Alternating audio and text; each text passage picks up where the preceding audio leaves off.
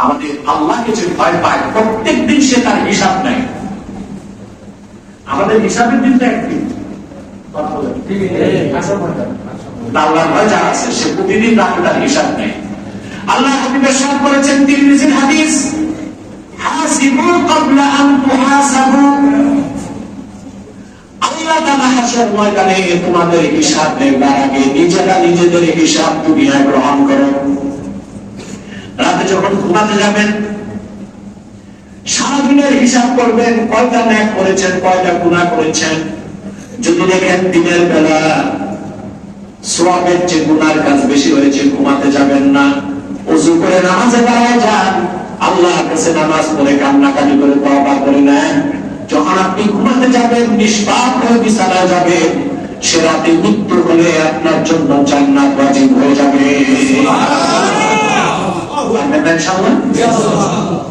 তাকওয়া ভিত্তিক জীবন গঠনের ফর্মুলাটা দিলাম। রাতে বসে চিন্তা করবেন সারাদিন আমি কয়টা সওয়াব করছি, কয়টা গুনাহ বেশি হয়ে গেছে, ঘুমাতে যাবেন না, রাতে দাঁড়ায় আল্লাহর কাছে নামাজ পড়ে গুনাহজারি করবেন। আপনি বিছানায় যখন যাবেন নিষ্পাপ হয়ে যেতে পারবেন। এভাবে আল্লাহর ভয় যারা অন্তরে লালন করে দিনে দিনে তাদের গুনাহ করতে থাকে, সওয়াবের পরিমাণ বাড়তে থাকে। আল্লাহ আমাদেরকে কবুল করুন, মঞ্জুর করুন। আমি সবার জন্য দোয়া চাই। এই এলাকার মুরব্বীরা কিন্তু আমার দাদা হুজুর কেবলা